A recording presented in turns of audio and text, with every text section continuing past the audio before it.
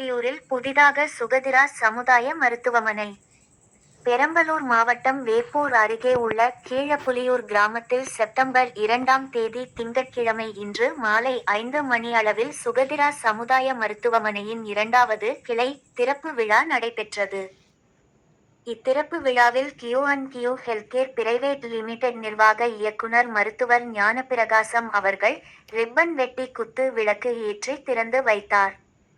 மற்றும் இவருடன் இணைந்து கியூ&கியூ ஹெல்த்கேர் பிரைவேட் லிமிடெட் இயக்குனர்கள் மரு. சரவணகுமார், மரு. கோபிநாத் ஆகியோரும் குத்து விளக்கு ஏற்றினர்கள். இந்நிகழ்வில் சுகதிரா சமுதாய மருத்துவமனையின் மேலாளர் ராஜேஷ் வரவேற்புரை வழங்கினார். இந்நிகழ்வில் சுகதிரா சமுதாய மருத்துவமனையின் நிறுவனர் மரு. கதிர்வேல் முன்னிலை வகித்தார். மருத்துவமனையின் கட்டிட உரிமையாளர் தங்கவேல், ஊராட்சி மன்ற தலைவர்கள் கலந்து கொண்டனர். மற்றும் மரு. சுகன்யா கதிர்வேல், மரு. டேனியல், மரு.